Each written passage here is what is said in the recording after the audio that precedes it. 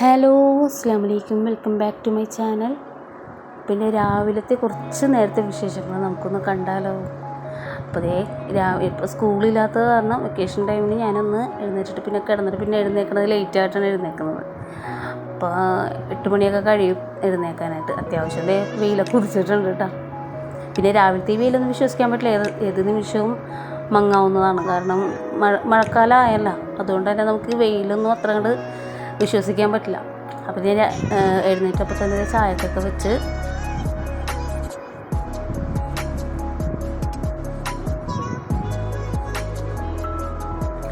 അപ്പോൾ ഞാനിന്ന് മസാല ദോശയാണ് ഉണ്ടാക്കണം. അപ്പോൾ അതിന് വേണ്ടിയുള്ള കിഴങ്ങൊക്കെ ഒന്ന് ഫീൽ ചെയ്തെടുക്കാമെന്ന് വിചാരിച്ച്. അപ്പോഴേക്കും ചായ തിളക്കൂല. അപ്പോൾ അത് കുക്കറിൽ കിടന്ന് വേകുമ്പോഴേക്കും ബാക്കിയുള്ള കാര്യങ്ങളും ചെയ്യാമെന്ന് വിചാരിച്ചിട്ട് അപ്പോൾ ഞാൻ അതൊക്കെ ഒന്ന് എടുത്ത് വെച്ച് ഫീൽ ചെയ്യണമെന്ന്. ഇവിടെ മസാല ദോശ പിള്ളേരൊന്നും അങ്ങനെ കഴിക്കില്ല. മോന് കഴിച്ചാൽ ചിലപ്പോൾ കഴിക്കും, ഒരു തോന്നലിന്. ഹസ്ബൻഡ് മാത്രം കഴിക്കുള്ളൂ. അപ്പോൾ പിള്ളേർക്ക് സാധാ നെയ് റോസ്റ്റ് പോലെ ഇങ്ങനെ നെയ്യ് തടവി കൊടുക്കാറുള്ളൂ. അപ്പോൾ നമ്മൾ കഴിക്കുമ്പോൾ മസാല ഫില്ല് ചെയ്തിട്ട് കഴിക്കും. പിള്ളേർക്ക് കൊടുക്കുമ്പോൾ പ്ലെയിൻ ദോശ ആയിട്ട് അങ്ങനെ കൊടുക്കും.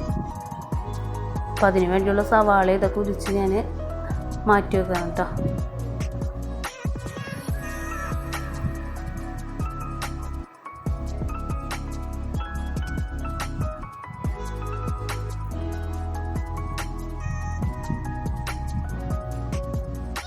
അപ്പോഴേക്ക് പാല് തിളച്ച് വന്നിട്ടുണ്ട്.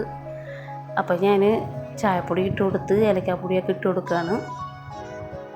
ഇത് ഏലക്ക ഗ്രാമ്പൂ ഇതൊക്കെ ഇട്ട് പൊടിച്ചതാണ് കേട്ടോ. അപ്പോൾ ഒരു മസാല ഫ്ലേവർ ഉണ്ടാവുമല്ലോ. ഞാൻ ഇടയ്ക്ക് അങ്ങനെ വെക്കുള്ളൂ, അല്ലാന്നുണ്ടെങ്കിൽ ഏലക്ക മാത്രമായിട്ട്. അപ്പോൾ ചായ തിളപ്പിച്ച് മാറ്റിയിട്ട് പെട്ടെന്ന് തന്നെ ഞാൻ കുക്കറിലോട്ട് ഉരുളക്കിഴങ്ങ് കട്ട് ചെയ്തിട്ട് കൊടുത്തിട്ടാണ്. പിന്നെ ചായ കുടിക്കണ നേരം കൊണ്ട് അത് വേവുമല്ലോ. ഉപ്പും മഞ്ഞളും ഇട്ട് ഇപ്പോൾ അതങ്ങനെ വേവിക്കാൻ വെക്കുകയാണ്.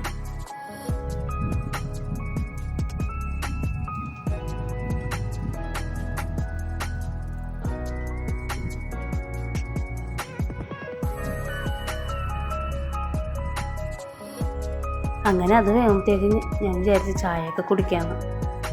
പിന്നെ ചായയൊക്കെ അരിച്ചൊഴിക്കാനാണ്.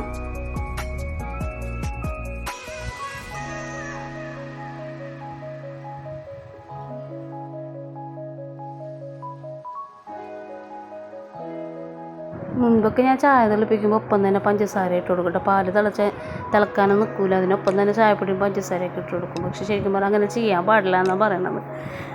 അത് നമ്മുടെ ഈ ചായപ്പൊടിയും പഞ്ചസാരയും തമ്മിൽ എന്തോ കെമിക്കൽ റിയാക്ഷൻ നടക്കുമെന്നൊക്കെയാണ് പറയണത്. അതിലെത്രത്തോളം സത്യം ഉണ്ടെന്ന് എനിക്കറിയില്ല. പക്ഷെ ഇത്രയും നാൾ ഞാൻ അങ്ങനെയൊക്കെയാണ് കുടിച്ചിരുന്നത്. പക്ഷെ ഇപ്പോൾ അതിനെക്കുറിച്ച് അറിഞ്ഞപ്പോൾ ഞാനിപ്പോൾ ഈ രീതിക്കാണ് ചെയ്യണത്. അങ്ങനെ ഞാൻ ചായ കുടിക്കുന്ന നേരം കൊണ്ട് കുക്കറിൽ വിസിലടിച്ച് അത് വെന്തിട്ടുണ്ടായിരുന്നു കേട്ടോ. അപ്പോൾ അത് ഞാനിവിടെ മാറ്റി വെച്ച്. പിന്നെ ഞാനിത് ഷോർട്ട്സായിട്ട് ഇട്ടിട്ടുണ്ടായിരുന്നു കേട്ടോ. നമ്മുടെ തേങ്ങ ഇങ്ങനെ കുത്തിയെടുത്തിട്ട് ചമ്മന്തിയും ചട്നിയൊക്കെ അടിക്കണം. സാധാരണ ഞാൻ സ്റ്റൗ ടോപ്പിൽ വെച്ച് അതൊന്ന് ഹീറ്റ് ചെയ്യുമ്പോഴാണ് അതിങ്ങനെ അടർന്ന് പോരണത്. പക്ഷെ ഇതിപ്പോൾ എനിക്ക് കിട്ടിയേക്കണ 3 തേങ്ങ വാങ്ങിയതിൽ ഇതെല്ലാം ഞാൻ ജസ്റ്റ് ഇങ്ങനെ ഒന്ന് പ്രസ് ചെയ്ത് കൊടുക്കുമ്പോൾ തന്നെ കിട്ടുന്നുണ്ട് കേട്ടോ. എനിക്ക് തോന്നണേ എൻ്റെ തേങ്ങ പൊട്ടിക്കലിൽ സംഭവിക്കണമെന്ന് തോന്നണം. പക്ഷെ ഇതെനിക്ക് നല്ല എളുപ്പമാണ്. തേങ്ങ ചിരവാനുള്ള അതിയായ മടിയുകൊണ്ട് തന്നെ ഞാൻ മാക്സിമം ഇത്തിരി എന്താ പറയണ ഫോഴ്സ് കൊടുത്തിട്ടാണെങ്കിലും ഇങ്ങനെ കുത്തിയെടുത്ത് ഞാനിതുപോലെ ക്രഷ് ചെയ്തെടുത്തിട്ട് ചെയ്യുള്ളൂ. അപ്പോൾ ഇതിൻ്റെ ഡീറ്റെയിൽഡ് ആയിട്ടുള്ളതൊന്നും ഞാൻ കാണിക്കണില്ല കേട്ടോ. കാരണം ഞാനൊരു ഷോർട്സിൽ അത് പറഞ്ഞിട്ടുള്ളതുകൊണ്ട് തന്നെ ഡീറ്റെയിൽഡായിട്ട് ഇതൊന്നും ഞാൻ പറയണില്ല. അപ്പോൾ ഷോർട്സ് കാണാത്തവരുണ്ടെങ്കിൽ പോയി ഷോർട്സ് കാണാം കേട്ടോ.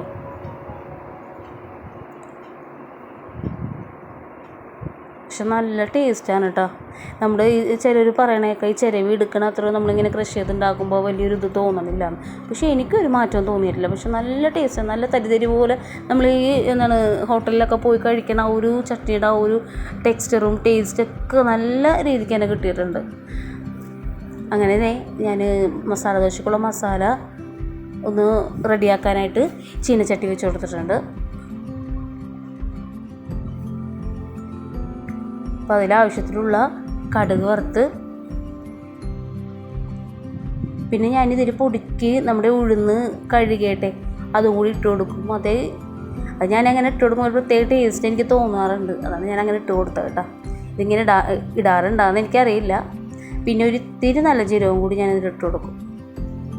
പിന്നെ കറിവേപ്പില ഇട്ട് കൊടുത്ത് നമ്മൾ കട്ട് ചെയ്ത് വെച്ചിട്ടുള്ള സവാളയും പച്ചമുളകും ഇഞ്ചിയൊക്കെ കൂടി അരിഞ്ഞ് വെച്ചിട്ടുണ്ടായിരുന്നില്ലേ, അപ്പോൾ അതൊക്കെ അങ്ങോട്ട് ഇട്ട് കൊടുത്തിട്ട് ഒന്ന് വഴറ്റിയെടുക്കണതാണ്. ഇത് ഡീറ്റെയിലായിട്ടൊന്നും ഇതെല്ലാവർക്കും അറിയാവുന്ന കാര്യമല്ലേ, ഇതൊന്നും പറയേണ്ട ആവശ്യമില്ലല്ലോ. അപ്പോൾ ഇടയ്ക്കിടയ്ക്ക് ലോങ് വീഡിയോസ് ഇട്ടില്ലെങ്കിൽ എൻ്റെ ചാനൽ പെട്ടെന്ന് തന്നെ ടെർമിനേറ്റ് ആയി പോകുമെന്ന് തോന്നണം. ഞാൻ ചാനൽ തുടങ്ങിയ ആ ഒരു ടൈം വെച്ച് നോക്കണമെങ്കിൽ കണ്ടിന്യൂസ് ആയിട്ട് ലോങ് വീഡിയോസ് ഷോർട്ട് വീഡിയോസ് ഇടണമായിരുന്നെങ്കിൽ ചാനൽ മോണിറ്റൈസേഷൻ നേരത്തെ ആയിപ്പോയേനെ. പക്ഷെ ഇതിപ്പോൾ ഞാൻ വലിയൊരു ഗ്യാപ്പ് ഇട്ടതുകൊണ്ട് തന്നെ എൻ്റെ ചാനൽ ഡൗൺ ആയിക്കൊണ്ടിരിക്കുന്നതാണ്. കാരണം ഒരു ദിവസം 2 ദിവസമല്ല, വർഷങ്ങളോളം ഞാൻ പിന്നെ ചാനലിൽ വീഡിയോസ് ഇടാതെയായി. എന്നെ അറിയുന്നവർ എന്നെ കാണുമ്പോൾ ചോദിക്കാറുണ്ട് കേട്ടോ, വീഡിയോസൊന്നും ഇപ്പോൾ കാണലില്ലല്ലോ, ഒന്നും ഇടാറില്ലെന്ന്. പക്ഷേ ഈ കോവിഡ് ടൈമിൽ എന്ന് പറഞ്ഞാൽ മോളാണ് എനിക്ക് വീഡിയോസൊക്കെ എടുത്ത് തരുന്നത്. പിന്നെ അവർക്ക് ക്ലാസ്സൊക്കെ തുടങ്ങിയ ശേഷം പിന്നെ അതിന് ഒരുപാട് ശേഷം ചില ടൈമിന് ഞാൻ ഒരു കൈ വെച്ചിട്ടൊക്കെ ചെയ്യും കേട്ടോ, വീഡിയോ എടുത്തിട്ട് അപ്ലോഡ് ചെയ്യാറുണ്ട്. പിന്നെ എന്തെങ്കിലും ഷോർട്സ് ആയിട്ടൊക്കെ അങ്ങനെ ഇടാറുണ്ട്. ലോങ് വീഡിയോസ് തീരെ ഇടാണ്ടായി.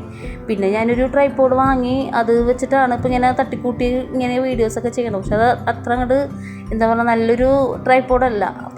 ചാനൽ വല്ല മോണിറ്റൈസേഷൻ ആവുകയെന്നുണ്ടെങ്കിൽ നല്ലൊരു ട്രൈപോഡ് നല്ല എമൗണ്ട് കൊടുത്ത് വാങ്ങിക്കാമെന്നൊക്കെ വിചാരിച്ച് നിൽക്കണതാണ്. ഇതിപ്പോൾ ഇത് ചാനലിൻ്റെ പോക്ക് കണ്ടിട്ട് എനിക്ക് വാങ്ങിക്കാനായിട്ടും തോന്നണില്ല, കാരണം അത്രക്കും ഡൗൺ ആയിക്കൊണ്ടിരിക്കുന്നതാണ്. അപ്പോൾ എൻ്റെ സബ്സ്ക്രൈബേഴ്സ് തന്നെ എന്നെ മാക്സിമം കണ്ട് എൻ്റെ വീഡിയോസ് കണ്ട് എന്നെ ഒന്ന് സപ്പോർട്ട് ചെയ്യണം കേട്ടോ. അപ്പോൾ ഇത് ഞാൻ ദോശ ചുടാനുള്ള ഇത് എന്താ പറയുക, നമ്മുടെ നീർദോശയുടെ ചട്ടിയാണ് കേട്ടോ. ഇത് ഞാൻ കുറച്ച് മാസങ്ങൾ മുന്നേ വാങ്ങിയത്. നല്ല ഹെൽപ്ഫുള്ളായിട്ടുള്ളൊരു ചട്ടിയാണ്. കാരണം എന്താണെന്ന് അറിയാമോ, മുട്ട വറുക്കാനും ഞാൻ ഒട്ടുമിക്കുന്നു ചിലർ ദോശ ചുടുന്നതിൽ വേറൊന്നും ചെയ്യൂല.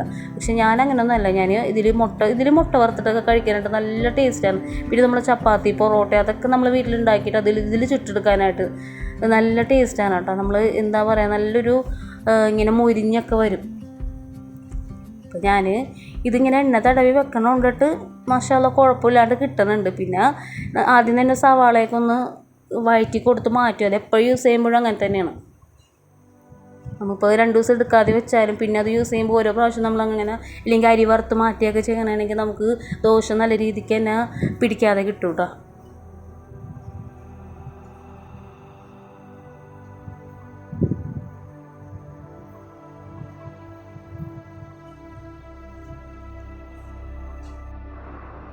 കണ്ട ദോശ നല്ല രീതിക്ക് തന്നെ നമുക്ക് പാനിൽ നിന്ന് വിട്ട് കിട്ടണം കേട്ടോ. നമുക്ക് മസാല ഞാനിങ്ങനെ ജസ്റ്റ് ഇങ്ങനെ അടർത്തി കൊടുത്തിട്ട് നമ്മൾ മസാല ഫില്ല് ചെയ്യുള്ളൂ. അല്ലാന്നുണ്ടെങ്കിൽ നമ്മൾ ആദ്യം തന്നെ മസാല ഫില്ല് ചെയ്താൽ പിന്നെ പിടിയും വലിയാവും, ചിലപ്പോൾ കിട്ടിയില്ലെങ്കില്ല എന്ന് വിചാരിച്ചിട്ട്. അപ്പോൾ ഞാൻ ആദ്യം തന്നെ ഇങ്ങനെ ജസ്റ്റ് ഇങ്ങനെ ഇളക്കി കൊടുക്കും ദോശ, എന്നിട്ട് നമുക്ക് ഇതുപോലെ ചെയ്യുള്ളൂ കേട്ടോ. അങ്ങനെ നമ്മുടെ മസാല ദോശയൊക്കെ റെഡി ആയിക്കൊണ്ടിരിക്കുന്നതാണ് കേട്ടോ. അപ്പോൾ ഞാൻ ആദ്യം ഒരെണ്ണം ചുട്ട് മാറ്റിയായിരുന്നു, പിന്നെ രണ്ടാമത് ചുട്ടതാണിത്. അങ്ങനെ ഞാൻ രാവിലത്തെ ബ്രേക്ക്ഫാസ്റ്റും കഴിച്ച് നല്ല ടേസ്റ്റി ആയിട്ടുള്ള ചമ്മന്തിയുമായിട്ട് 2 രീതിക്കാണ് ഞാനിത് ഫോൾഡ് ചെയ്ത് വെച്ചേക്കുന്നത്. അപ്പോൾ നിങ്ങൾക്ക് എൻ്റെ ഒരു കുഞ്ഞു വീഡിയോ ഇഷ്ടമായിട്ടുണ്ടെങ്കിൽ തീർച്ചയായിട്ടും ഒന്ന് ലൈക്ക് ചെയ്യുക. സബ്സ്ക്രൈബ് ചെയ്യാതെ കാണുന്നവരുണ്ടെങ്കിൽ തീർച്ചയായിട്ടും സബ്സ്ക്രൈബ് ചെയ്യുക, എന്നെ സപ്പോർട്ട് ചെയ്യുക, ഷെയർ ചെയ്യാനും മറക്കരുത്. Okay, by.